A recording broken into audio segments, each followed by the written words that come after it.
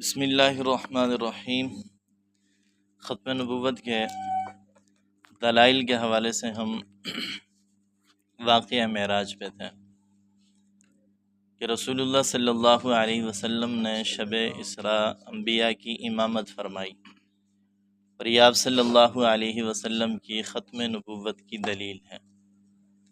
انبیاء کی امامت فرمانا یہ حضور کی ختم نبوت کی دلیل ہے۔ اس ضمن میں نے عرض کیا تھا کہ انبیاء کی عبادت کا طریقہ الگ الگ تھا، کہ حضرت موسیٰ علیہ السلام کی شریعت میں صرف قیام تھا، حضرت عیسیٰ علیہ السلام کی شریعت میں صرف رکوع یا صرف سجدہ تھا، دونوں اقوال ملتے ہیں۔ آپ صلی اللہ علیہ وسلم کو جو شریعت دی گئی اور اس میں جو نماز جیسی عبادت ہے وہ تمام عبادات کی جامع عبادت ہے۔ تمام مخلوقات کو جو اللہ رب العزت نے فعلی یا حالی عبادت دی ہے، اس کا جامع ترین نمونہ وہ رسول اللہ صلی اللہ علیہ وسلم کی نماز میں ہے، کہ اس میں قیام بھی ہے، اس میں رکوع بھی ہے اور اس میں سجدہ بھی ہے۔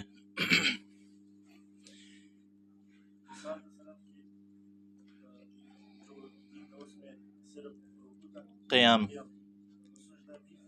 جی،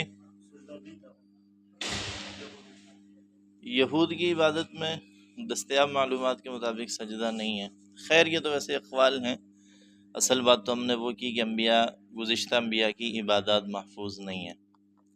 یقینی طور پر نہیں کہا جا سکتا کہ حضرت موسیٰ علیہ السلام کی عبادت کیا تھی۔ اس وقت جو بائبل ہے، آپ حضرات نے دیکھی ہے یا نہیں دیکھی، بائبل گزشتہ تمام آسمانی کتب اور صحائف کے مجموعے کو کہا جاتا ہے، اور پاکستان میں اس وقت دو قسم کی بائبل رائج ہے، ایک جس کو کلام مقدس کہتے ہیں اور ایک اس کو کتاب مقدس کہتے ہیں۔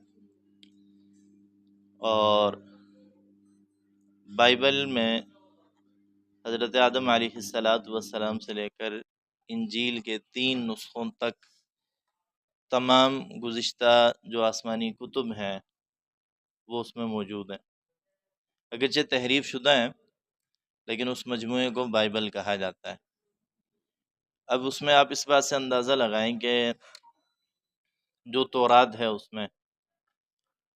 اس تورات میں حضرت موسیٰ علیہ السلام کی وفات اور تدفین کا ذکر ہے، حضرت موسیٰ علیہ السلام کی وفات کا اور حضرت موسیٰ علیہ السلام کی تدفین کا ذکر ہے۔ اگر حضرت موسیٰ علیہ السلام کی وفات پہلے ہو گئی تو یہ آیات بعد میں کس پہ نازل ہوئی ہیں؟ مثلا رسول اللہ صلی اللہ علیہ وسلم کی وفات کا ذکر قرآن کریم میں نہیں ہے۔ وعدہ موت تو ہے، انک میت و انہم میتون، کہ آپ پر موت آئے گی، لیکن وقوع موت کا ذکر تو قرآن کریم میں نہیں ہے۔ اگر وقوع موت کا ذکر قرآن میں ہو تو پھر سوال ہے کہ وہ آیت نازل کس پہ ہوئی ہے؟ قرآن کریم میں وعدہ موت ہے، وقوع موت کا ثبوت خطبہ سیدنا صدیق اکبر سے ہوتا ہے کہ ان محمدًا قد مات، کہ رسول اللہ صلی اللہ علیہ وسلم یقیناً فوت ہو چکے ہیں، اور جو اللہ کی عبادت کرتا تھا تو وہ سن لے کہ اللہ کی ذات حی لا یموت ہے، اور جو محمد کی عبادت کرتا تھا تو وہ سن لے کہ حضور علیہ السلام وفات پا چکے ہیں۔ تو بات میں کر رہا تھا کہ گزشتہ انبیاء کرام کے ان تمام صحائف کے مجموعے کو بائبل کہا جاتا ہے، اس میں کہیں بھی حضرت موسیٰ علیہ السلام کی عبادت کا اس طرح کوئی ذکر نہیں ملتا کہ عبادت کا طریقہ کیا تھا، انداز کیا تھا، اس میں کیا کیا پڑھتے تھے۔ مثلا ہمیں ملتا ہے تکبیر تحریمہ کے بعد حضور کیا پڑھتے تھے، سورہ فاتحہ کے بعد حضور نے کن کن نمازوں میں کون کون سی قرات کی ہے، رکوع میں حضور نے کیا کہا، رکوع سے اٹھنے کے بعد کیا کہا، سجدوں میں کیا کہا، سجدوں کے درمیان کیا کہا، تحیات میں کیا پڑھا، ہمیں سب معلوم ہے الحمدللہ۔ تو گزشتہ انبیاء کرام کی جو عبادات ہیں وہ محفوظ نہیں ہیں۔ تو آپ صلی اللہ علیہ وسلم نے انبیاء کی امامت فرمائی۔ اب میرا آپ سے سوال ہے کہ یہ جو نماز ادا کی گئی ہے شب اسراء بیت مقدس میں، یہ کس شریعت کے مطابق ادا کی گئی ہے؟ حضرت موسیٰ علیہ السلام کی شریعت کے مطابق یا حضرت عیسیٰ علیہ السلام کی شریعت کے مطابق؟ شریعت محمدیہ کے مطابق، ایسے ہی ہے۔ اب حضور نے تو اپنی شریعت کے مطابق نماز پڑھائی، جو پیچھے مقتدی ہیں انہوں نے کس کی شریعت کے مطابق پڑھی ہے؟ اپنی اپنی شریعت کے مطابق یا امام کی شریعت کے مطابق، امام کی اتباع میں؟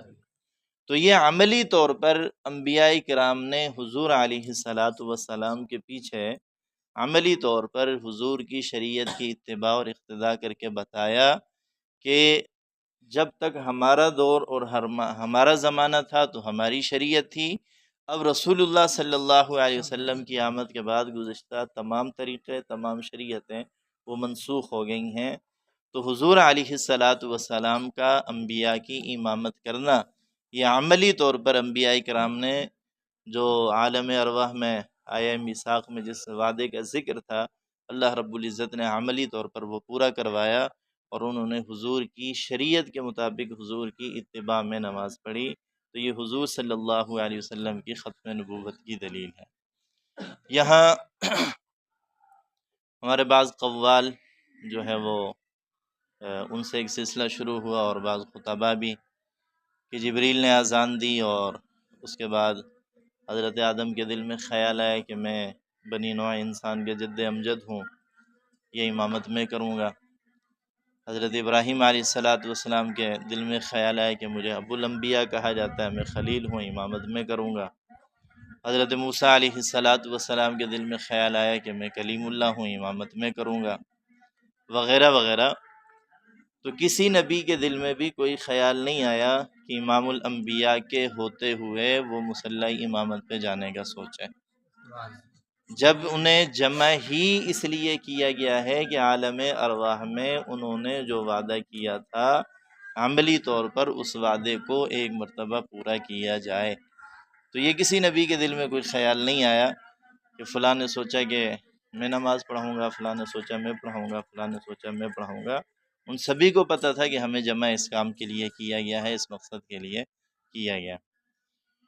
دوسرے نمبر پر ملاقات خداوندی، یہ اس دنیا میں رہتے ہوئے یعنی وفات سے پہلے رب العالمین سے ملاقات، یہ آپ صلی اللہ علیہ وسلم کے علاوہ کسی اور نبی کو نصیب نہیں ہوئی۔ قیامت میں دیدار خداوندی ہوگا، وہ تمام اہل جنت کو ہوگا۔ حضرت موسیٰ علیہ السلام نے خواہش کا اظہار کیا تھا تو اللہ نے فرمایا تھا لن ترانی، آپ نہیں دیکھ سکتے۔ رسول اللہ صلی اللہ علیہ وسلم شب اسراء، شب معراج وہاں تک گئے کہ جہاں سے آگے حضرت جبریل امین کو بھی جانے کی اجازت نہیں تھی۔ اب دیدار خداوندی ہوا یا نہیں ہوا، اس میں حضرات صحابہ کرام کا اختلاف ہے۔ بعض قائل ہیں اور بعض اس کا انکار کرتے ہیں۔ بعد کے جو اسلاف ہیں ان میں بھی دونوں اقوال ہیں، بعض مانتے ہیں اور بعض اس کا انکار کرتے ہیں۔ جو انکار کرتے ہیں وہ آیت کریمہ لا تدرکہ الابصار وہو یدرک الابصار سے استدلال کرتے ہیں کہ اس دنیا میں رہتے ہوئے کوئی آنکھ نہیں دیکھ سکتی، تو کوئی آنکھ میں حضور کی بھی آنکھ شامل ہے۔ اور جو اس کے قائل ہیں وہ یہ کہتے ہیں کہ ایسے تو دنیا میں رہتے ہوئے کسی انسان کا اس جہاں سے آسمانوں سے آگے تک کی سیر کرنا یہ بھی ممکن نہیں ہے۔ تو اللہ رب العزت نے حضور علیہ السلام کو یہ سیر کروائی، وہ طاقت اور وہ قوت بخشی گئی کہ حضور اگلے جہاں کا مشاہدہ کر سکیں۔ تو جو خدا یہ طاقت اور قوت دینے پہ قادر ہے تو وہ آنکھوں کو وہ بینائی دینے پر بھی قادر ہے کہ وہ دیدار خداوندی کر سکے۔ تو اس میں ہمیں یہ اصول ذہن میں رکھنا چاہیے کہ جس معاملے میں حضرات صحابہ کرام کا اختلاف ہو تو اس میں دلائل کی بنیاد پر جو رائے آپ کو زیادہ بہتر لگے آپ وہ اختیار کر رہے ہیں، لیکن کسی دوسرے رائے کی تردید اور تنقیص نہ کریں۔ جو رائے آپ کو بہتر لگتی ہے، جس طرح میں نے کہا کہ ایک گروہ کی دلیل یہ ہے کہ اللہ کی ذات کو کوئی آنکھ اس کا احاطہ نہیں کر سکتی، لا تدرکہ الابصار، اور قیامت میں جو انسان دیکھیں گے تو اللہ تعالیٰ اس وقت انسانی آنکھ کو وہ قوت عطا فرمائیں گے۔ اس دنیا میں رہتے ہوئے وہ قوت نہیں ہے کہ انسان یہ آسمان کے سورج کو نصف النہار کے وقت جو ہے وہ آنکھ بھر کے دیکھ سکے، تو اللہ کی ذات کو کیسے دیکھ سکتا ہے؟ قیامت میں اللہ رب العزت آنکھ میں وہ قوت پیدا کریں گے۔ اور جو قائل ہیں تو وہ کہتے ہیں کہ انسان تو اس پر بھی قادر نہیں ہے کہ اس جہاں سے اگلے جہاں کی سیر کرے، جنت کے مناظر دیکھے اور وہاں تک جائے جہاں انسان تصور نہیں کر سکتا۔ تو جب اللہ تعالیٰ اس کی طاقت اور قوت عطا فرما سکتے ہیں تو دیدار کی طاقت اور قوت بھی عطا فرما سکتے ہیں۔ تو جس مسئلے میں حضرات صحابہ کرام کا بھی باہمی اختلاف ہو، وہاں دلائل کی روح سے آپ کوئی بھی نظریہ اختیار کریں، لیکن کسی دوسرے کی ایسی تردید کہ جس میں کسی کی تنقیص کا پہلو نکلتا ہو تو اس سے اجتناب کریں۔ اور عرش تک حضور صلی اللہ علیہ وسلم کا جانا، یہ بھی آپ علیہ الصلاۃ والسلام کی ختم نبوت کی دلیل ہے کہ یہ جو کائنات ہے اس کا جو آخری مقام ہے، اس کی جو انتہا ہے وہ عرش معلی ہے۔ عرش معلی اس کائنات کی انتہا ہے۔ اللہ رب العزت نے رسول اللہ صلی اللہ علیہ وسلم کی حیات میں حضور صلی اللہ علیہ وسلم کو کائنات کی انتہا تک کی سیر کروا کر بتا دیا کہ جس طرح اس کے بعد آگے کائنات نہیں ہے، اس طرح آپ کے بعد کوئی نبوت نہیں ہے۔ جہاں تک کائنات کی وسعت ہے وہاں تک آپ اپنی زندگی میں ایک دفعہ چلے گئے، اس کے آگے کائنات ختم ہے، اور آپ کے بعد ہر قسم کی نبوت اللہ رب العزت نے ختم کر دی ہے۔ گزشتہ انبیاء کرام میں سے کسی کو بھی اس مقام تک نہیں لے جایا گیا جہاں تک رسول اللہ صلی اللہ علیہ وسلم کو الہ العالمین لے کے گئے ہیں۔ آگے چند شرائط لکھیں، شرائط نبوت۔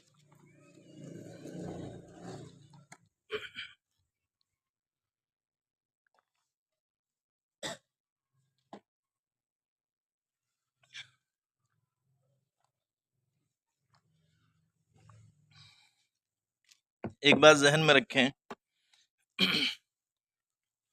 اہل سنت والجماعت کا یہ عقیدہ اور نظریہ ہے،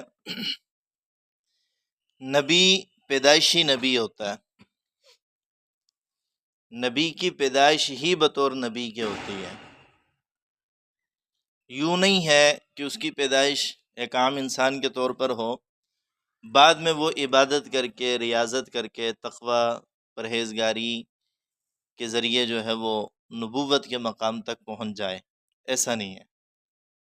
نبی کی پیدائش ہی بطور نبی کے ہے۔ مقام نبوت وہبی ہے، کسبی نہیں ہے کہ کوئی انسان عبادت سے، ریاضت سے، مشقت سے اسے حاصل کرے۔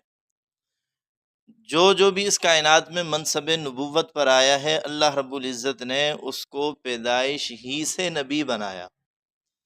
البتہ نبوت کی ذمہ داریاں عموماً 40 سال کی عمر تک پہنچنے کے بعد دی گئی ہیں۔ علامہ خالد صاحب رحمۃ اللہ علیہ نے لکھا ہے کہ عالم ارواح میں اللہ رب العزت نے جو وعدہ لیا تھا اس پہ اللہ رب العزت نے پردہ ڈال دیا۔ سمجھیے گا بات کو، انبیاء کرام سے جو وعدہ لیا گیا اللہ تعالیٰ نے اس پہ کیا ڈال دیا؟ ایک پردہ ڈال دیا۔ نبی اپنے بچپن ہی سے اپنی عادات میں، اپنے اٹھنے بیٹھنے میں، اپنے معاملات میں، اپنے چلنے پھرنے میں باقی قوم سے جدا ہوتا ہے۔ باقی قوم سے حضرت ابراہیم علیہ السلام بت پرستی کے درمیان میں رہتے ہوئے بھی کبھی بتوں کے قریب نہیں گئے۔ رسول اللہ صلی اللہ علیہ وسلم مکہ کے بت پرست معاشرے میں رہتے ہوئے بھی کبھی بتوں کے قریب نہیں گئے۔ اللہ تعالیٰ بچپن ہی سے نبی کو اپنی خاص حفاظت میں رکھتے ہیں، تو اللہ تعالیٰ اس وعدے پہ ایک پردہ ڈال دیتے ہیں، اور نبی کا بچپن، نبی کی جوانی اللہ کی خاص حفاظت میں گزرتی ہے۔ اس طرح حضرت یوسف علیہ السلام کے واقعات میں بھی تفصیل کا وقت نہیں ہے۔ جب نبی کی عمر 40 سال تک پہنچتی ہے اور الہ العالمین وحی الہی بھیجتے ہیں، تو وہ پردہ جو اس کی یادداشت پر اللہ رب العزت نے رکھا ہوا تھا وہ پردہ ہٹا دیا جاتا ہے، اور پھر نبی عالم ارواح کے اس وعدے کو، عالم ارواح کی اس ذمہ داری کو، عالم ارواح کے اس عہد کو جو لیا گیا تھا پوری طرح وہ اس کی یادداشت میں تازہ ہو جاتا ہے۔ باقی نبی کی جو پیدائش ہے، نبی کی جو ولادت ہے، نبی کی پیدائش ہے، وہ بطور نبی ہی ہے۔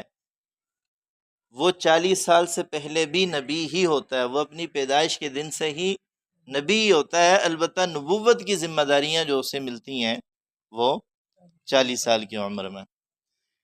تو نبوت کی چند شرائط ہیں۔ نمبر 1، انبیاء کرام مطیع الہی ہوتے ہیں، اللہ تعالیٰ کے فرما بردار ہوتے ہیں۔ اعلان نبوت سے پہلے بھی کبھی وہ اللہ تعالیٰ کی نافرمانی نہیں کرتے ہیں۔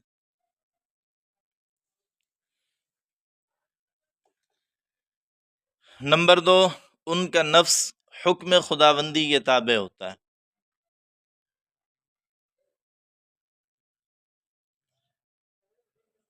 نمبر 3، انبیاء کرام معصوم ہوتے ہیں۔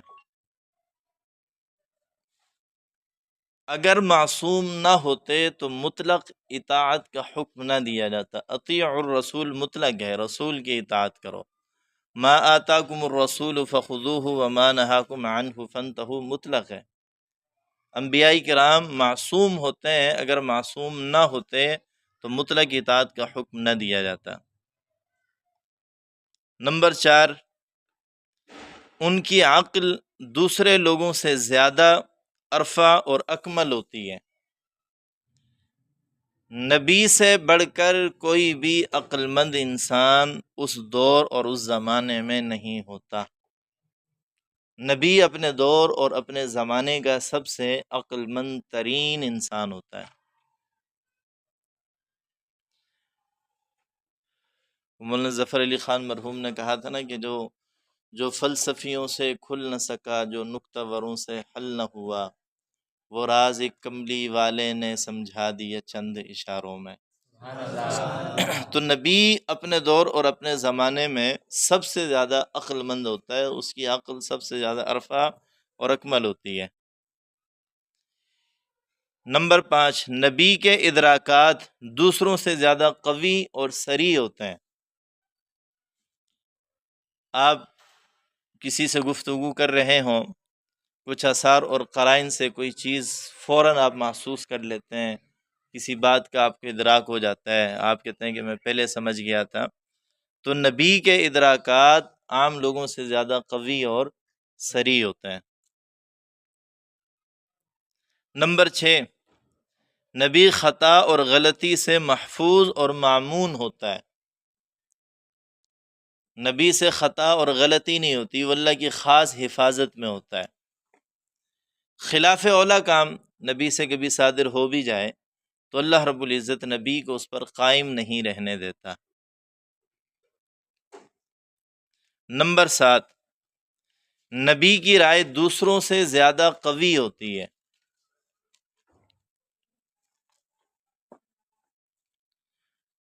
نمبر 8، علوم وحی کو سب سے زیادہ سمجھتے ہیں۔ علوم وحی کو سب سے زیادہ سمجھتے ہیں۔ یوں نہیں ہے کہ آج 1400 سال بعد کہے کہ اس آیت کا مطلب یہ ہے اور اس آیت کا مطلب یہ ہے اور فلاں صورت کا مطلب یہ ہے اور یہ مسئلہ 1400 سال بعد آج ہم سمجھے ہیں، ہم نے حل کیا ہے۔ ایسا نہیں ہے، ایسا آپ پتہ نہیں میری بات سمجھیں یا نہیں سمجھیں۔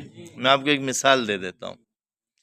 بلا قادرین علی ان نسوی بنانا، اللہ تعالیٰ فرماتے ہیں کہ ہم اس بات پر قادر ہیں کہ انسان کو قیامت کے دن دوبارہ جب بنائیں تو اس کی انگلی کے یہ جو پور ہیں نا الگ الگ، ان کو بھی دوبارہ بنا سکتے ہیں۔ ابھی کچھ دہائیاں قبل سائنس نے اس بات کا انکشاف کیا کہ یہ جو انگوٹھے کے نشانات ہیں یہ ہر ایک کے الگ الگ ہوتے ہیں، یہ ہر ایک کے الگ الگ ہوتے ہیں، ہر انسان کا جدا ہوتا ہے، کسی دوسرے سے نہیں ملتا۔ اب اگر کوئی یہ دعویٰ کرے کہ دیکھو یہ آیت نازل تو 1400 سال پہلے ہوئی تھی لیکن یہ سمجھ اب آئی ہے، ایسا نہیں ہے، ایسا نہیں ہے۔ نبی علوم وحی کو سب سے زیادہ سمجھتے ہیں۔ یہ ہو سکتا ہے کہ سائنس کے کسی انکشاف کی وجہ سے کسی بات کی وضاحت زیادہ ہو جائے پہلے سے، لیکن یہ نہیں ہو سکتا کہ وہ سمجھ ہی اب آئی ہے اور 1400 سال پہلے یا 1400 سال کی جو تعلیمات امت کے درمیان ہیں لوگ اس سے ناواقف تھے، ایسا نہیں ہے۔ نبی وحی الہی کو سب سے زیادہ سمجھتا ہے، اور وحی الہی کے جو مطالب، جو معانی حضور نے صحابہ کو بتائے ہیں وہی معتبر ہے۔ یہ 1400 سال بعد کے سائنس کے انکشافات پر شریعت کا یا قرآن و حدیث کا سمجھنا سمجھانا موقوف نہیں ہے۔ ہاں کسی چیز کو بطور اطمینان کے ہم مزید وضاحت کے لیے بیان کر سکتے ہیں، لیکن تمام آیات کے معنی اور مطالب رسول اللہ صلی اللہ علیہ وسلم نے 1400 سال پہلے بیان کر دی۔ اس کا مطلب تو نعوذ باللہ پھر یہ ہوا کہ 1400 سال سے امت جو ہے وہ ادھر ادھر سر مار رہی تھی، یہ تو انہوں نے آگے ہمیں بتایا کہ قرآن کے فلاں آیت کا مطلب یہ ہے اور فلاں آیت کا مطلب یہ ہے۔ سمجھے ہو؟ نمبر 9، انبیاء کا حافظہ سب سے زیادہ قوی ہوتا ہے۔ یہاں ضمناً میں امی ہونے کی بھی تھوڑی سی بات کرنا چاہوں گا۔ اللہ اکبر۔ امی ہونا رسول اللہ صلی اللہ علیہ وسلم کے لیے نبوت کی دلیل ہے۔ میری اور آپ کی ذات میں امی ہونا عیب ہے، رسول اللہ صلی اللہ علیہ وسلم کے لیے امی ہونا نبوت کی دلیل ہے۔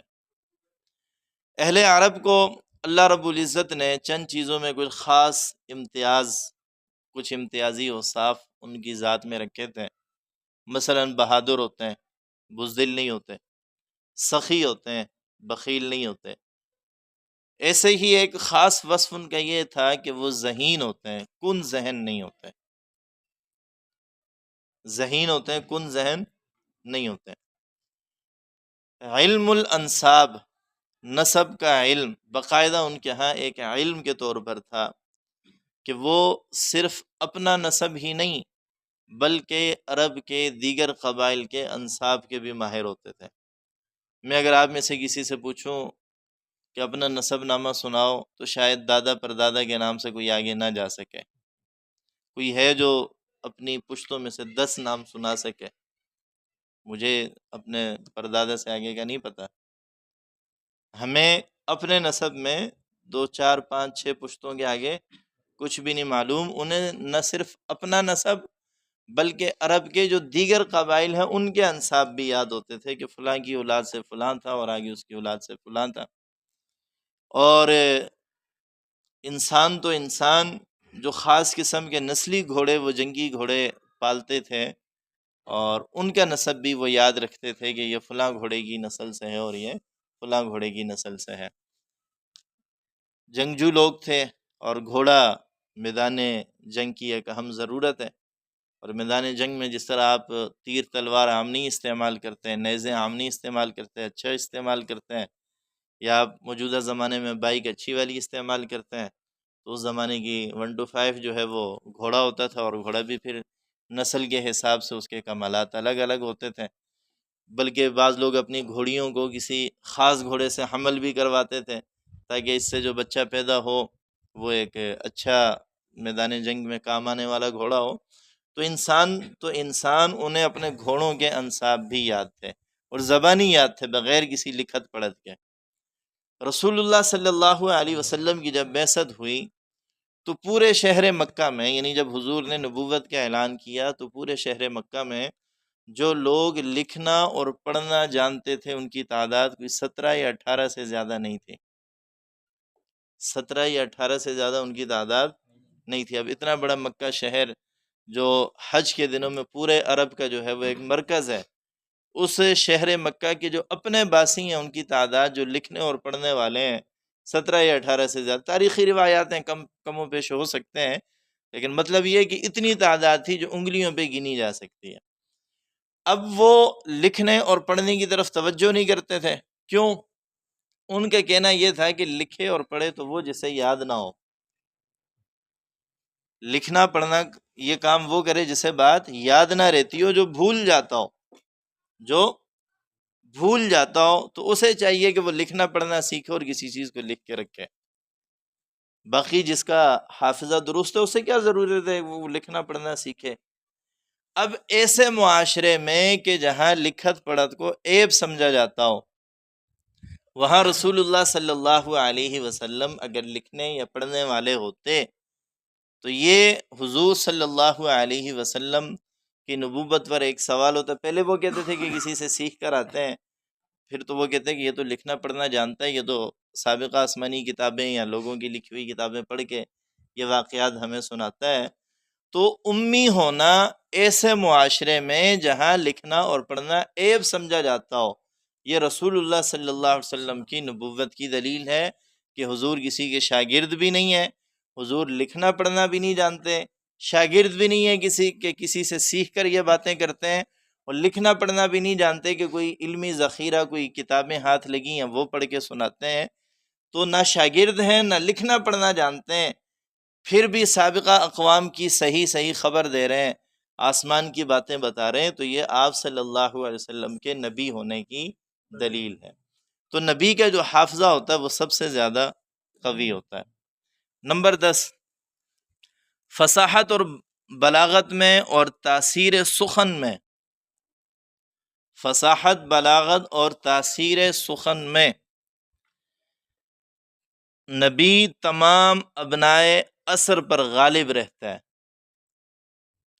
اس زمانے کے جتنے بھی لوگ ہوں، نبی سب سے زیادہ فصیح و بلیغ ہوتا ہے اور سب سے زیادہ پر اثر کلام نبی کرتا ہے. نبی کے زمانے میں اس سے زیادہ فصیح و بلیغ اور پر اثر گفتگو کرنے والا کوئی اور نہیں ہوتا. خدا انداز بیاں انداز زباں گر دے تو اتنا دے، دلوں میں آرزو بن کر اتر جائے سخن اپنا. کہ انسان بات یوں کرے، یا جیسے مرزا غالب نے کہا کہ کیا کہوں تقریر کی لذت کے جو اس نے کہا، میں نے یہ سمجھا کہ گویا یہ بھی میرے دل میں ہے.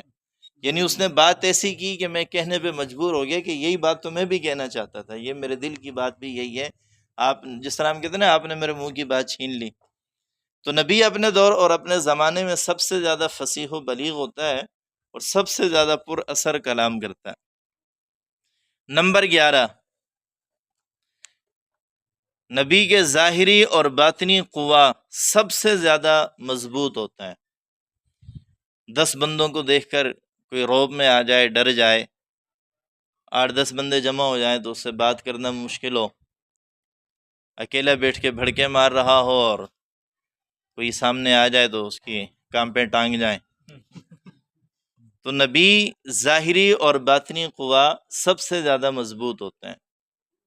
نبی پر کسی کا رعب، کسی کی ذات اور کسی کی شخصیت کا کوئی اثر نہیں ہوتا.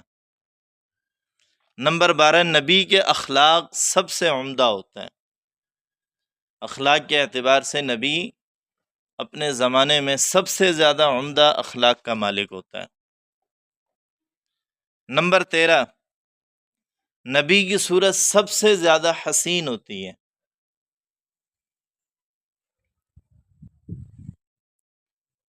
نمبر 14، نبی کی آواز سب سے عمدہ اور سب سے زیادہ پر تاثیر ہوتی ہے. خوبصورت آواز. بعض لوگوں کی آواز ایسی ہوتی ہے کہ اگر وہ ترنم شروع کریں تو انسان کا جی چاہتا ہے کہ پیسے دے کر اسے چپ کروا دیں، جیسے وہ آج کل چاہت فتح علی خان ہے. شیخ سعدی رحمۃ اللہ علیہ نے لکھا ہے کہ ایک شخص اذان دیتا تھا، بھدی آواز تھی اس کی، تو ایک پڑوسی بہت تنگ تھا، ایک دن بلائے اور کہا کہ یہ اذان آپ دیتے ہو آپ کو کیا ملتا ہے؟ اس نے کہا کہ مہینے کے 20 درہم ملتا ہے. اس نے کہا یہ 20 درہم مجھ سے لے لیا اگر تو اذان نہ دیا اگر کوئی اور دیا اگر. چند دن بعد پھر آواز آئی، پھر اس نے بلایا یار پیسے نہیں مل رہے کیا؟ کیا مل رہے ہیں؟ پھر آپ نے کیوں اذان شروع کر دی؟ اس نے کہا اللہ کی رضا کے لیے. کس لیے؟ تو اس نے کہا اللہ کی رضا کے لیے کوئی اور کام کر لیں. تو بعض لوگوں کی آواز ایسی ہوتی ہے کہ جو انسان کے کانوں پر بوجھ لگتی ہے. آپ کو پتہ نہیں کسی ایسی آواز سے واسطہ پڑا ہے یا نہیں پڑا. تو نبی کی آواز سب سے خوبصورت، سب سے عمدہ اور غایت درجہ مؤثر ہوتی ہے۔ نمبر 15، جیسے سیرت اور معنی میں سب سے بڑھ کر ہوتے ہیں، ویسے ہی صورت اور ظاہر میں بھی سب سے بڑھ کر ہوتے ہیں۔ یعنی نبی کا ظاہر اور باطن دونوں سب سے بڑھ کر ہوتا ہے۔ یہ چند چیزیں ہیں جو علماء نے شرائط نبوت میں سے لکھی ہیں کہ ایک نبی میں یہ باتیں پائی جاتی ہیں۔ اب ان میں سے چند باتوں کی ہم تھوڑی سی وضاحت کریں گے۔ ہم نے کہا کہ نبی کی عقل سب سے زیادہ کامل ہوتی ہے، نبی کی عقل سب سے زیادہ کامل ہوتی ہے۔ اس کی تھوڑی سی وضاحت، نبی کے لیے یہ ضروری ہے کہ وہ کامل العقل ہو، لکھیں اس بات کو، نبی کے لیے ضروری ہے کہ وہ کامل العقل ہو، بلکہ اکمل العقل ہو، تاکہ وحی الہی کو سمجھنے میں غلطی نہ کرے، تاکہ وحی الہی کو سمجھنے میں غلطی نہ کرے۔ جب تک عقل کامل نہ ہو تو اس پر اطمینان نہیں ہو سکتا کہ یہی بات تھی یا کوئی اور بات تھی۔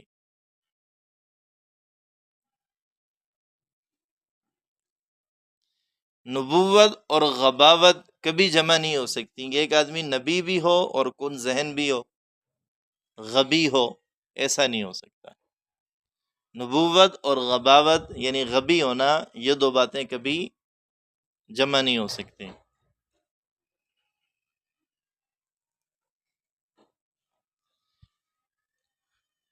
اگر خدا نہ خواستہ کوئی ایسا نبی ہے جو غبی ہے، جس کی عقل کامل نہیں ہے، تو پھر ایک عقل اور دانا آدمی کو کسی کم عقل کی اطاعت کا حکم دینا، ایک عقل مند آدمی کو کسی کم عقل کی اطاعت کا حکم دینا، یہ خود خلاف عقل ہے۔ آپ کے سامنے کوئی سمجھدار ترین آدمی ہو اور دوسری طرف کوئی ایسا ہو کہ جس بیچارے کو یہ بھی نہیں پتہ کہ میں نے پاؤں میں جو جوتا پہنا ہوا ہے دونوں ایک ہی ہیں یا الگ الگ ہیں۔ مثلا مرزا غلام محمد قادیانی، جس سے یہ فرق نہیں تھا کہ سیدھے پاؤں کا جوتا کون سا ہے اور الٹے پاؤں کا جوتا کون سا ہے، بیوی نے فرق کرنے کے لیے دونوں جوتوں پہ نشانات لگائے کہ جس پہ یہ نشانی ہو وہ سیدھے پاؤں میں پہننا ہے اور جس پہ یہ نشانی ہو وہ الٹے پاؤں میں پہننا ہے۔ تو ایک عقل مند اور دانا آدمی کو اگر آپ یہ حکم دیں کہ فلاں بے وقوف کی اطاعت کرو، فلاں بے وقوف کی جو ہے وہ آپ اتباع کرو، تو یہ تو بڑی عجیب بات ہے۔ نبی اگر ناقص العقل ہے تو وہ خود اپنا ہادی اور رہنما نہیں ہو سکتا۔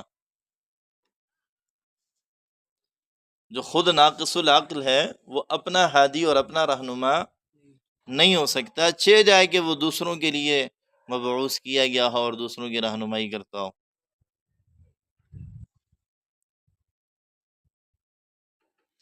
بچہ اور عورت ناقص العقل ہوتے ہیں، اس لیے شریعت نے ان کے نکاح کو بھی ولی کی اجازت پہ موقوف کیا ہے، اگرچہ اختیار دیا ہے لیکن اس کی تکمیل ولی کی اجازت پر ہے احناف کے نزدیک۔ جب نبی اور امت دونوں ہی ناقص العقل ہوں گے تو پھر دین حماقتوں کا مجموعہ ہوگا۔ نبی بھی ناقص العقل ہو اور امت بھی ناقص العقل ہو تو پھر نتیجتاً جو دین سامنے آئے گا وہ حماقتوں کا مجموعہ ہوگا۔ نبی اکمل العقل ہوتا ہے اور یہ ناممکن ہے کہ کسی امتی کی عقل نبی سے بڑھ جائے۔ نبی اکمل العقل ہوتا ہے اور یہ ناممکن ہے کہ کسی امتی کی عقل نبی سے بڑھ جائے۔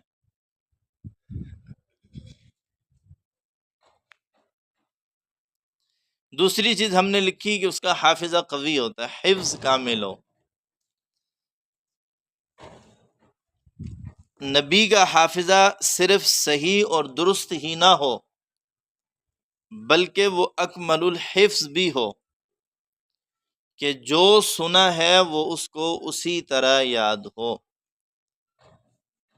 نزل بہ الروح الامین، جبریل وحی لے کر آتے حضور علیہ الصلاۃ والسلام کے قلب اطہر پر، حضور ساتھ دہرانا شروع کر دیتے کہ کہیں میں بھول نہ جاؤں۔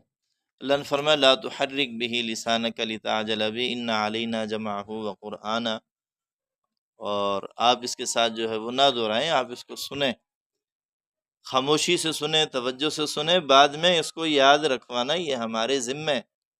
تو نبی اکمل الحفظ ہوتا ہے کہ جو اس نے سنا اللہ تعالیٰ نے وہ اسے یاد رکھوایا۔ سنقرئک فلا تنسیٰ، ہم آپ کو پڑھائیں گے اور اس کے بعد آپ بھولیں گے نہیں۔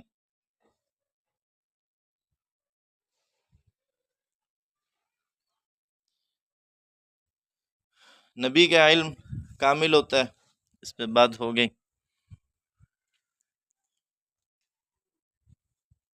ایسے ہی نبی کی نبوت کی ایک شرط یہ ہے کہ اس کی عصمت کامل ہوتی ہے اور مستمرہ ہوتی ہے۔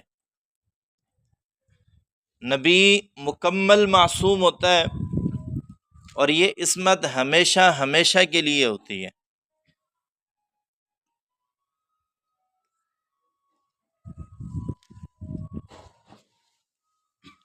نبی کی زندگی سمجھیں تھوڑا سا، نبی کی زندگی امت کے لیے نمونہ ہوتی ہے۔ وہ مفتی عاطف صاحب کہہ رہے تھے کہ 8:30 بجے دسترخوان لگتا ہے، بس کر دیں یا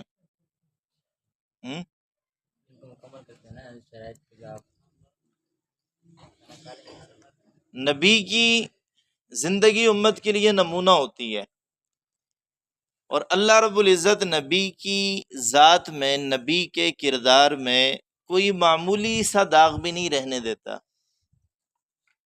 ہم ایک شخص کو دیکھیں جو شرابی ہو، کبابی ہو، بے نمازی ہو اور ہر قسم کی برائی میں مبتلا ہو، پھر تبلیغی جماعت والوں کے ہتھے چڑھ جائے، وہ اس کو چلے 4 مہینے کے لیے لے جائیں، جب 4 مہینے بعد وہ واپس آیا، اس نے داڑھی بھی رکھی ہوئی ہے اور پگڑی بھی باندھی ہوئی ہے اور نمازیں بھی پڑھ رہا ہے، دوسروں کو بھی ترغیب دے رہا ہے۔ اب اگر وہ کسی کے پیچھے دن میں 10 دفعہ جائے، بھائی چلو مسجد میں اذان ہوگی ہے نماز کے لیے، چلیں نماز کے لیے، چلیں نماز کے لیے، تو اولاً تو لوگ سنیں گے، نظر انداز کریں گے، جب زیادہ تنگ ہو جائیں گے تو کیا کہیں گے؟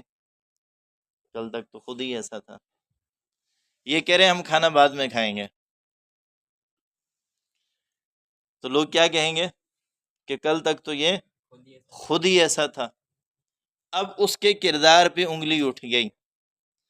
اللہ رب العزت انبیاء کرام کے کردار کو پاک اور صاف رکھتے ہیں کہ نبی جب پیغام نبوت لے کر کھڑا ہو تو اس کے کردار پہ کوئی نہ انگلی اٹھا سکے، اور یہ تمام انبیاء کرام میں اللہ رب العزت کی عادت رہی ہے۔ کسی نبی پر بھی قوم نے اس کے کردار پر کوئی انگلی نہیں اٹھائی، سوائے حضرت موسیٰ علیہ السلام کا، وہ جو حضرت موسیٰ علیہ السلام نے تھپڑ مارا، فَوَكَزَهُ مُوسَىٰ فَقَضَىٰ عَلَيْهِ، اور ایک پیغمبر کا ہاتھ تھا وہ مر گیا، اور بعد میں فرعون نے طعنہ دیا کہ آپ تو یہاں سے بندہ مار کے بھاگے تھے۔ اگرچہ اس کی توجیہ اگر شریعت محمدیہ کے مطابق ہم کریں تو وہ حربی کافر تھا، اور حربی کافر کا قتل تو ویسے بھی جائز ہے، اور پھر تھپڑ کوئی اعلی قتل تو نہیں ہے، تھپڑ اعلی قتل تو نہیں ہے نا، وہ تو تھپڑ ہے، اعلی قتل تو نہیں ہے۔ قتل کی تعریف بھی اس پہ صادق نہیں آتی کہ ارادتاً مارا ہو، اعلی قتل سے مارا ہو، وہ تو تھپڑ مارا، نبی کا ہاتھ تھا، وہ برداشت نہیں کر سکا، مر گیا۔ اور پھر جو ہے اگر ہم اس کو مان بھی لیں تو میں نے کہا کہ شریعت محمدیہ کے مطابق ہم اس کی یہ توجیہ کریں گے کہ ایک حربی کافر تھا، باقی ان کی اپنی شریعت تھی، اس کے اپنے احکامات تھے، ہم اس تفصیل میں نہیں پڑھتے۔ تو نبی کا کردار پاک اور صاف ہوتا ہے۔ رسول اللہ صلی اللہ علیہ وسلم جب کھڑے ہوئے اور قوم کو، مختلف قبائل کو ان کے ناموں سے حضور صلی اللہ علیہ وسلم نے بلایا اور ان کے سامنے اپنی نبوت کا پیغام رکھا، تو کسی نے بھی حضور کے کردار پہ انگلی نہیں اٹھائی کہ آپ ہمیں بتوں سے منع کرتے ہو، کل تک تو خود بھی کرتے تھے۔ حضرت ابراہیم علیہ السلام کو کہا ہو کہ کل تک خود عبادت کرتے تھے، یا دیگر انبیاء کرام کو یہ طعنہ دیا ہو کہ جن کاموں سے ہمیں منع کرتے ہو خود بھی آپ نے یہ کام کیے ہیں، تو نبی کا کردار ہمیشہ حفاظت میں ہوتا ہے۔ یہاں بات سمجھانے کی غرض سے حضرت یوسف علیہ السلام کا تھوڑا سا تذکرہ کرنا چاہوں گا۔ نبی کے کردار کی ضمانت اور حفاظت کس قدر ضروری ہے۔ زلیخا نے حضرت یوسف علیہ السلام کو ورغلانے کی کوشش کی۔ حضرت یوسف علیہ السلام اللہ تعالیٰ کی خاص حفاظت میں تھے، بچ گئے۔ کیا ہو گئے؟ وَلَقَدْ هَمَّتْ بِهِ وَهَمَّ بِهَا لَوْلَا أَن رَّأَىٰ بُرْهَانَ رَبِّهِ۔ یہ برہان ربی کیا ہے؟ یہ خاص حفاظت جو اللہ رب العزت نے ایک نبی کے لیے کر رکھی ہے۔ یہ غلط تفسیر ہے، بعض لوگ کہتے ہیں کہ سامنے دیوار میں جو ہے وہ حضرت یعقوب کی صورت نظر آئی تو اس سے شرمندہ ہو گئے، اور بعض نے کہا کہ وہ شہوت جو ہے نعوذ باللہ وہ انگلیوں کے پوروں سے خارج ہو گئی، اور بعض نے اس قسم کی غلط باتیں کی جو نبی کی ذات کے منافی ہیں۔ یہ برہان ربی کیا ہے؟ وہ خاص حفاظت جو اللہ تعالیٰ نے ایک نبی کی رکھی ہے۔ حضرت یوسف علیہ السلام پاک صاف رہے، پاک دامن رہے، زلیخا کے تمام حربے ناکام ہوئے، اور بعد میں اس نے جب دروازہ کھلا اور آگے عزیز مصر کو دیکھا تو وہ کہنے لگی کہ ما جزاء من اراد باہلک سوء، جس نے آپ کے گھر والوں سے برائی کا ارادہ کیا اس کی سزا کیا ہے؟ یا تو اسے قید میں ڈالو یا کوئی سخت سزا اسے دو۔ سزا بھی خود بیان کی کہ یا قید میں ڈال دو۔ اور پھر اس کے بعد جو ہے وہ بچے نے گواہی دی کہ دامن آگے سے پھٹا ہو تو حضرت یوسف علیہ السلام قصوروار ہیں کہ انسان جب پیش قدمی کرتا ہے تو منہ آگے کی طرف کر کے پیش قدمی کرتا ہے، ایسا ہی ہے؟ یا الٹے قدموں چلتے ہوئے پیش قدمی کرتا ہے؟ انسان پیش قدمی کب کرتا ہے؟ اس کا منہ آگے کی طرف ہوتا ہے۔ کہ حضرت یوسف علیہ السلام کے ارادے میں برائی ہوتی تو یہ آگے بڑھتے ہیں، یہ پیش قدمی کرتے ہیں، اور زلیخا اپنے آپ کو بچانے کے لیے ہاتھ پاؤں مارتی تو یہ سامنے کا حصہ پڑتا، جبکہ قمیض پیچھے سے پھٹی ہوئی ہے، یعنی حضرت یوسف علیہ السلام اپنے آپ کو بچا رہے تھے، وہ پیچھے سے پکڑ رہی تھی۔ اب عزیز مصر نے کہا اس کو کہ وَاسْتَغْفِرِي لِذَنْبِكِ إِنَّكِ كُنْتِ مِنَ الْخَاطِئِينَ، قصور سارا تیرا ہے، تو استغفار کر۔ بات دبا دی، گھر کا معاملہ تھا، بات دبا دی۔ اب مصر کی عورتوں نے کہنا شروع کیا کہ امراۃ العزیز جو ہے وہ ہم نے سنا ہے کہ وقال نسوة فی المدینہ امراۃ العزیز تراود فتاها عن نفسی، اپنے غلام پر عاشق ہو گئی ہے۔ جی بڑی عجیب بات ہے، اپنا معیار دیکھا ہوتا، اپنی حیثیت دیکھی ہوتی، کہاں عزیز مصر کی بیوی اور کہاں ہے غلام، تانے دینے شروع کی۔ عورت سب کچھ برداشت کرتی ہے، تانا نہیں برداشت کرتی۔ تو زلیخا نے کہا کہ یہ لوگ یہ باتیں اس وجہ سے کر رہی ہیں کہ انہوں نے یوسف کو دیکھا نہیں ہے، یوسف کو دیکھا نہیں ہے۔ ایک نظر یوسف انہیں دکھایا جائے تو انہیں پتہ چلے کہ میں دل کہاں ہاری ہوں۔ اب یوں بھی وہ نہیں کہہ سکتی تھی کہ سب کو بلائے اور کہے کہ یہ یوسف ہے، یوں بھی نہیں کہہ سکتی تھی۔ اس نے بلایا، بٹھایا، کھانا کھلایا، فروٹ ان کے سامنے رکھے، اور ہر ایک کے ہاتھ میں چھریاں دے دیں، اور حضرت یوسف علیہ السلام سے کہا کہ کسی کام کے لیے بلایا۔ غلام تھے، اور اس وقت کون سا پردے کا حکم تھا اس شریعت میں کہ پردہ کیا جائے خواتین سے، وہ تو ابتداء اسلام میں بھی نہیں تھا۔ حضرت یوسف علیہ السلام کو نام لے کر بلایا۔ اب وہ خواتین تھیں تو اسی اس میں کہ دیکھیں تو صحیح یوسف کون ہے۔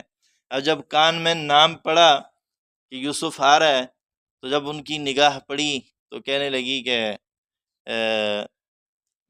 فلما رأينه أكبرنه وقطعنا أيديهن وقلنا حاشا لله ما هذا بشرا، کہ یہ کوئی انسان ہے؟ یہ تو انسان نہیں ہو سکتا، اتنا خوبصورت، اتنا حسین و جمیل، ان هذا الا ملک کریم، یہ تو کوئی فرشتہ ہے۔ اپنی انگلیاں کاٹ ڈالی، ہوش و حواس ان کے گم ہو گئے اور انہیں پتہ ہی نہیں چلا۔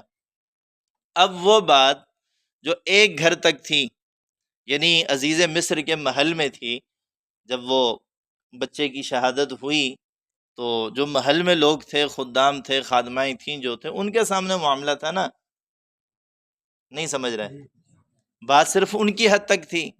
اب مصر کے جو اشراف تھے، جو اشرافیہ تھا، ان تمام کی خواتین کی جب انگلیاں کٹ گئیں، اب بات عزیز مصر کے محل تک تو نہیں رہی،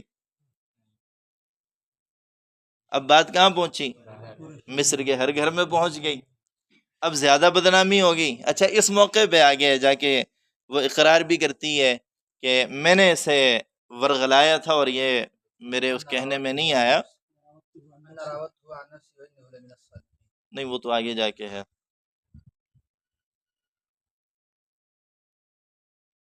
ان ھذا الا ملک کریم قالت فذلکن الذی لمتننی فی، یہ ہے جس کا تم مجھے تانا دیتی تھی، یہ وہ ہے جس کا تم مجھے تانا دیتی تھی۔ اب زلیخا ان کو باتیں سنا رہی ہے اور کہہ رہی ہے کہ میں نے اسے کہا تھا اگر اس نے میری بات آئندہ بھی نہ مانی تو پھر میں اسے قید میں ڈال دوں گی۔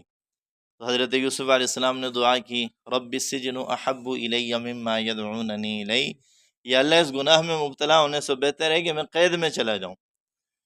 یہاں فقہ کا یہ اصول بھی سامنے آتا ہے کہ ایک چیز میں دو مصیبتیں ہوں، ایک بڑی مصیبت ہو اور ایک چھوٹی مصیبت ہو، تو وہاں بادل ناخواستہ بڑی مصیبت سے بچنے کے لیے چھوٹی مصیبت اختیار کی جا سکتی ہے، اس کو غلط سمجھتے ہوئے۔ بادل ناخواستہ پولیس والا آپ کو روک دے اور کہے آپ نے ہیلمٹ بھی نہیں پہنا ہوا، آپ کے پاس گاڑی کے کاغذات بھی نہیں ہیں، آپ کے پاس لائسنس بھی نہیں ہے، آپ کا جو ہے وہ کیا ہے نمبر پلیٹ بھی نہیں ہے، 8,000 کا 7,000 کا چالان بنتا ہے۔ اب آپ کے سامنے دو باتیں، آپ کہیں جی میں تو اصول پہ چلوں گا 8,000 دوں گا، اور ایک یہ ہے کہ آپ اس کو 150 دے دو، یار غلطی کر رہا ہوں لیکن بڑی مصیبت سے بچنے کے لیے، یہ نہیں کہ میں صحیح کام کر رہا ہوں، اس ارادے سے نہیں، بڑی مصیبت سے بچنے کے لیے چھوٹی مصیبت اختیار کی جا سکتی ہے۔ تو حضرت یوسف علیہ السلام نے کہا رب السجن احب الی مما یدعوننی الی۔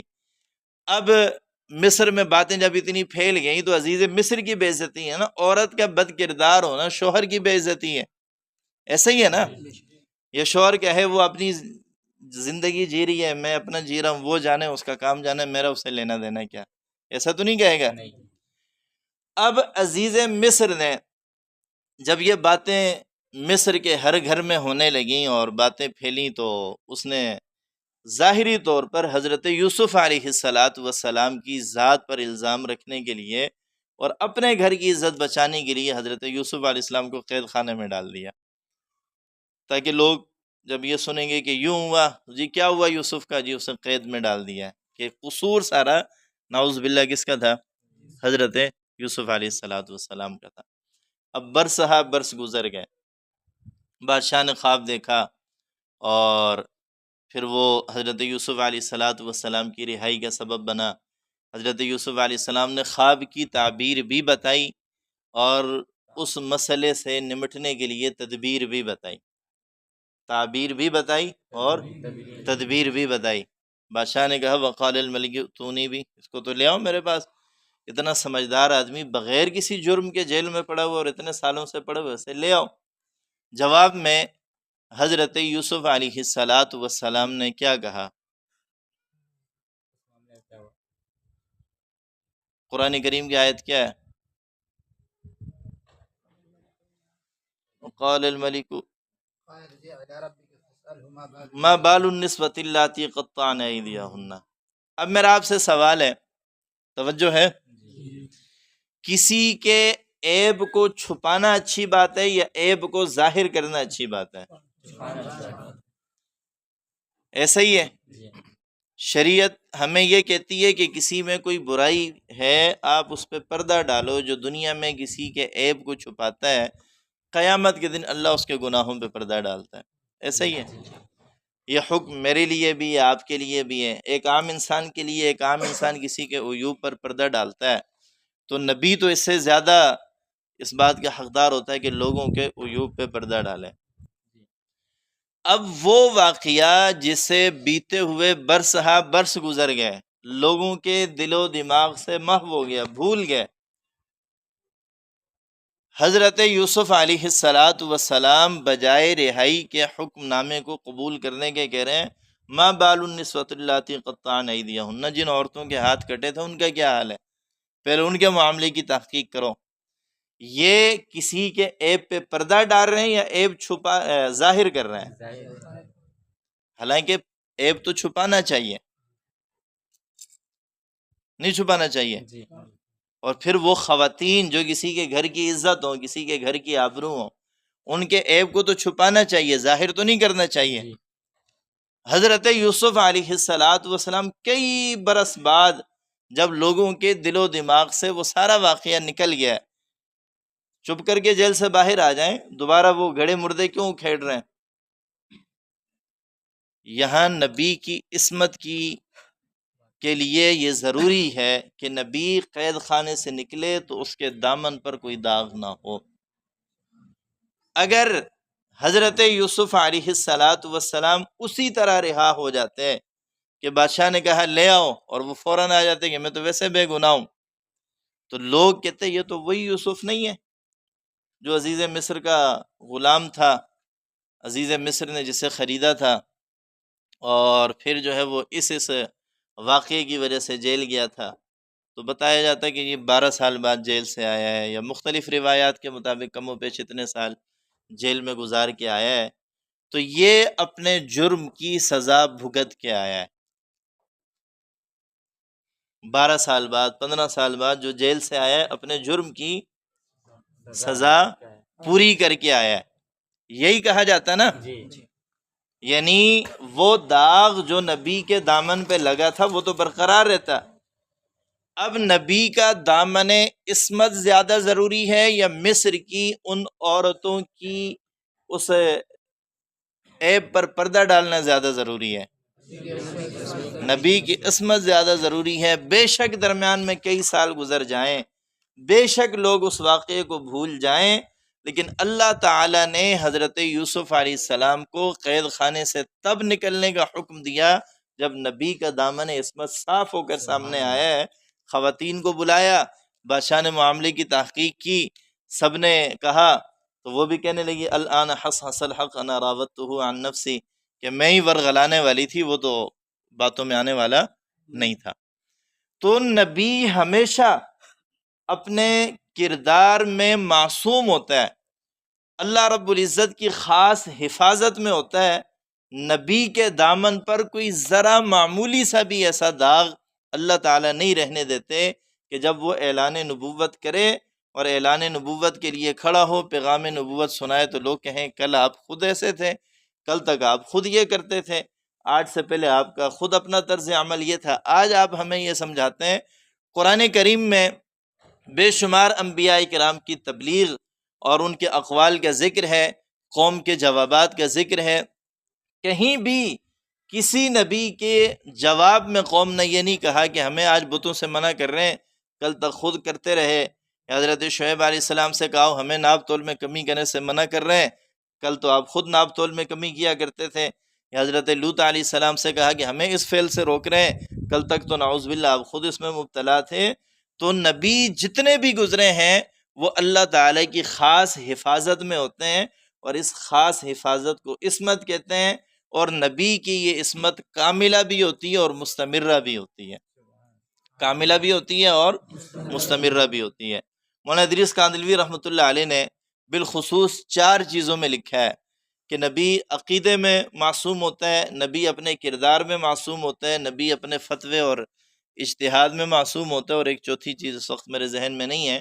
مولانا ادریس کاندھلوی رحمۃ اللہ علیہ نے معارف القرآن میں جہاں حضرت آدم علیہ السلام کے جنت سے نکلنے کا ذکر ہے، 4 چیزوں میں نبی کو، ہاں تبلیغ احکام میں، چوتھی چیز تبلیغ احکام میں نبی معصوم ہوتا ہے۔ ان 4 چیزوں میں نبی کا معصوم ہونا یہ نبوت کی شرط ہے، یہ نبوت کی شرط ہے۔ تو نبی کی جو عصمت ہوتی ہے وہ کاملہ بھی ہوتی ہے اور مستمرہ بھی ہوتی ہے۔ صداقت و امانت، نبی صادق اور امین ہوتا ہے، جھوٹا اور خائن کبھی نبی نہیں بن سکتا۔ رسول اللہ صلی اللہ علیہ وسلم کی امانت داری کا یہ علم ہے کہ باوجود ہے کہ لوگ آپ کو نبی نہیں مانتے لیکن اپنی امانتیں حضور کے پاس رکھواتے ہیں۔ صداقت کا یہ علم ہے کہ بیت اللہ کی تعمیر کے بعد حجر اسود کو جب دوبارہ اس کے مقام پر نصب کرنے کی بات ہے تو ہر قبیلہ لڑنے مرنے کے لیے تیار ہے کہ یہ سعادت تو ہم نہیں چھوڑیں گے، یہ اعزاز تو ہمارے پاس ہونا چاہیے۔ اور پھر اس بات پر کہ جو صبح سب سے پہلے بیت اللہ میں داخل ہوگا اس سے فیصلہ کروائیں گے۔ جب حضور کو داخل ہوتے ہوئے دیکھا تو سب نے کہا کہ ان سے زیادہ سچا آدمی کوئی نہیں ہے، انہی سے فیصلہ کرواتا ہے۔ تو حضور صلی اللہ علیہ وسلم کی دیانت اور حضور علیہ الصلاۃ والسلام کی صداقت اعلان نبوت سے پہلے مسلم تھی۔ اگلی شرط نبی ہونے کے لیے کہ نبی نہ تو وارث بناتا ہے نہ وارث بنتا ہے۔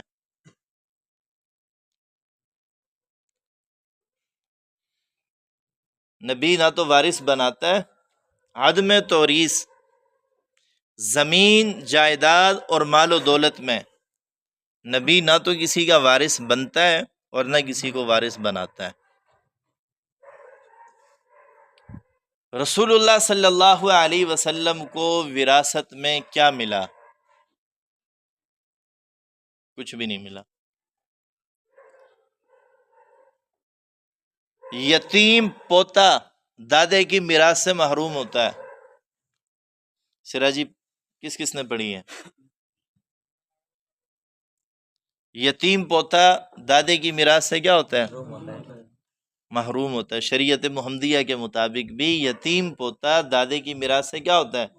محروم ہوتا ہے۔ باپ کا حصہ کہہ کر اسے کچھ نہیں دیا جاتا۔ دادا جب تک زندہ ہے تو اپنے مال کا خود مالک ہے۔ دادے کی وراثت سے یتیم پوتے کو کچھ نہیں ملتا۔ تو نبی زمین جائیداد اور مال و دولت میں نہ تو کسی کا وارث بنتا ہے اور نہ کسی کو وارث بناتا ہے۔ حدیث متواتر ہے، نحن معاشر الانبیاء، حضور علیہ السلام نے فرمایا کہ ہم انبیاء کی جماعت نہ تو کسی کو درہم اور دینار کا وارث بناتے ہیں، اور نبی جو کچھ وراثت چھوڑ کے جاتا ہے وہ علوم نبوت کی وراثت ہوتی ہے، جو ہم چھوڑتے ہیں وہ صدقہ ہے۔ زہد، اگلی شرط، دنیا کی لذات اور شہوات سے لا تعلق ہوتا ہے۔ نبی زاہد ہوتا ہے، دنیا کی لذات اور دنیا کی شہوات سے لا تعلق ہوتا ہے۔ کتنی شرائط ہو گئی ہیں؟ آگے، حسب اور نسب کے اعتبار سے نبی سب سے اعلیٰ ہوتا ہے۔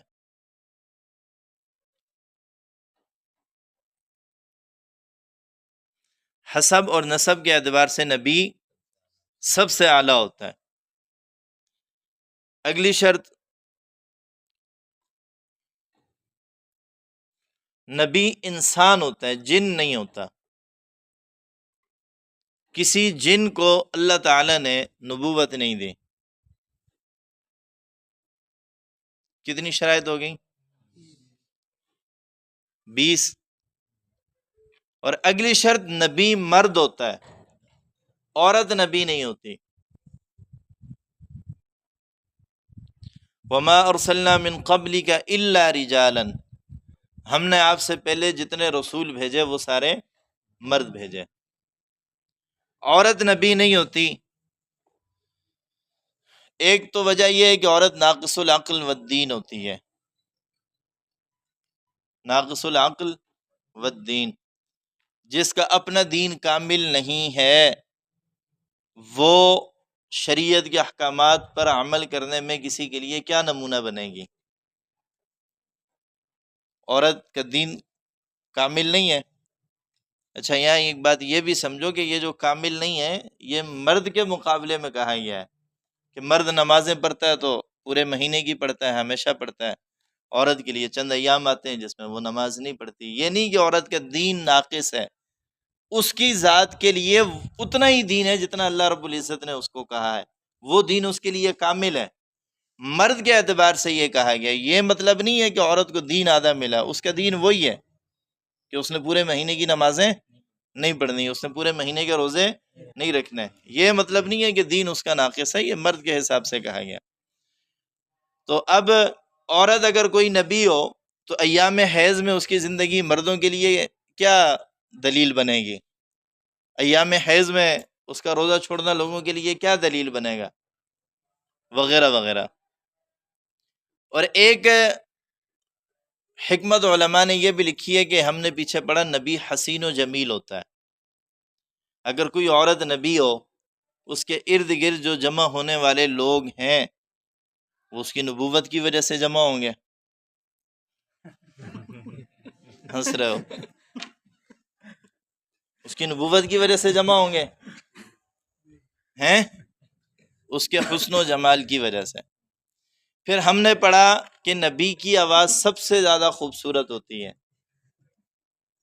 اگر کوئی عورت نبی ہو تو اس کی آواز کے پیچھے جانے والے کتنے ہوں گے؟ اور پھر عورت پر اس شریعت کے مطابق پردہ واجب ہے۔ رات میں گھر سے نکلنا، ایسے ہی بغیر محرم کے حد شرعی سے زیادہ کا سفر کرنا، بہت سارے ایسے مسائل ہیں جو عورت کے نبی بننے کی وجہ سے پیش آ سکتے ہیں، تو اللہ رب العزت نے کسی عورت کو نبی نہیں بنایا۔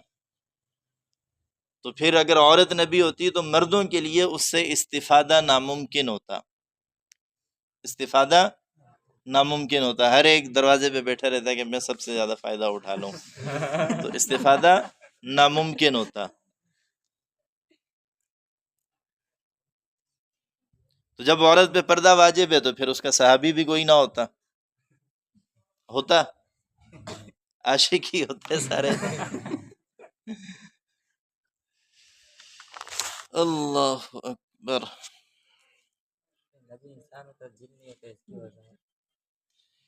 اللہ رب العزت نے کہیں بھی قرآن کریم میں کوئی ایسا لفظ نہیں ذکر کیا کہ جس سے یہ اشارہ ملتا ہو کہ نبوت جنات میں بھی چلی ہے۔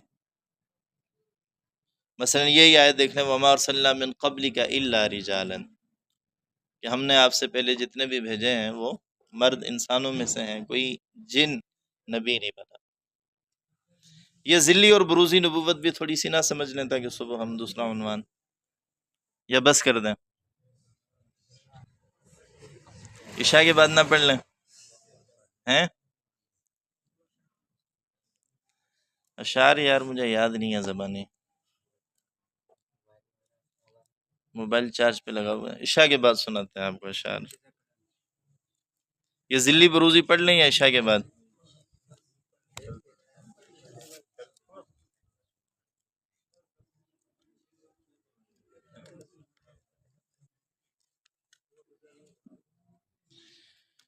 حضرت موسیٰ علیہ السلام فصیح و بلیغ نہیں تھے۔ یہ پرچی کس نے لکھی ہے؟ کیا دلیل ہے فصیح و بلیغ نہیں تھے؟ انہوں نے اپنے بھائی کے لیے وہ افصح کہا نا۔ اب ایک آدمی کہتا ہے کہ میں عالم نہیں ہوں، ایک بات یہ ہے، ایک یہ ہے کہ وہ کہتا ہے میرا بھائی مجھ سے بڑا عالم ہے، دو الگ الگ باتیں۔ ایک کہتا ہے کہ میں عالم نہیں ہوں، علم کی نفی کر رہا ہے۔ ہم کہتے ہیں زید اعلم من عمر، عمر سے بڑا عالم ہے، تو اس میں عمر کے علم کی نفی تو نہیں ہے۔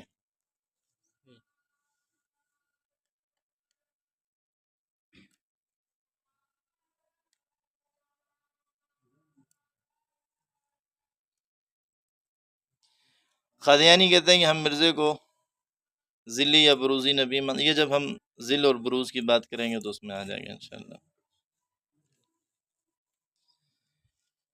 علیہ السلام اگر عورت نبی نہیں ہے تو پھر حضرت مریم کو علیہ السلام کیوں کہتا ہے؟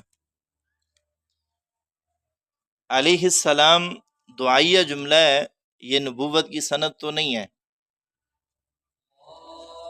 علیہ السلام دعائیہ جملہ ہے نا، آپ کسی نبی کا ذکر کریں تو اس کے نام کے ساتھ علیہ السلام کہیں، کسی صحابی کا ذکر کریں تو اس کے نام کے ساتھ رضی اللہ تعالی عنہ کہیں، تو یہ تو ایک دعائیہ جملہ ہے۔ نبی کے لیے یہ خاص ہے یا غیر نبی کو بھی کہا جا سکتا ہے، تو اس میں لوگوں کی دو آراء ہیں۔ بعض کہتے ہیں کہ دعائیہ جملہ کسی کو بھی کہا جا سکتا ہے، مثلا حضرت علی علیہ السلام کہتے ہیں، حضرت حسین علیہ السلام کہتے ہیں۔ بریلوی بھائی ہمارے جو ہے وہ اعلی حضرت امام محمد رضا خان رضی اللہ تعالیٰ عنہ کہتے ہیں کہ دعائیہ جملہ ہے، آپ کچھ بھی کہیں، بلکہ آپ اگر اصول الشاشی کا جو ابتدائی اس کا خطبہ ہے اس میں حضرت امام ابو حنیفہ کے نام کے ساتھ رضی اللہ تعالیٰ عنہ لکھا ہوا ہے، یا مسلم کا جو مقدمہ ہے امام مسلم کے نام کے ساتھ جو ہے رضی اللہ عنہ لکھا ہوا ہے، کہ یہ تو ایک دعائیہ جملہ ہے۔ اور دوسرا لوگوں کا خیال یہ پایا جاتا ہے کہ طبقاتی فرق ہے، نبی نبی ہوتا ہے، صحابی صحابی ہوتا ہے، اور ولی ولی ہوتا ہے۔ تو آپ دعائیہ جملہ بھی ایسا استعمال کریں جس میں فرق مراتب ہو، کہ آپ علیہ السلام صرف نبی کے لیے خاص کریں کہ سننے والے کو شبہ نہ ہو کہ یہ نبی ہے یا غیر نبی ہے، صحابی کے لیے رضی اللہ عنہ خاص کریں کہ سننے والے کو پتہ چلے کہ صحابی کی بات ہو رہی ہے، اور اس کے علاوہ اگر کوئی نیک آدمی ہے تو اس کے لیے رحمۃ اللہ علیہ الرحمہ۔ باقی علیہ السلام کوئی نبوت کی سند تو نہیں ہے۔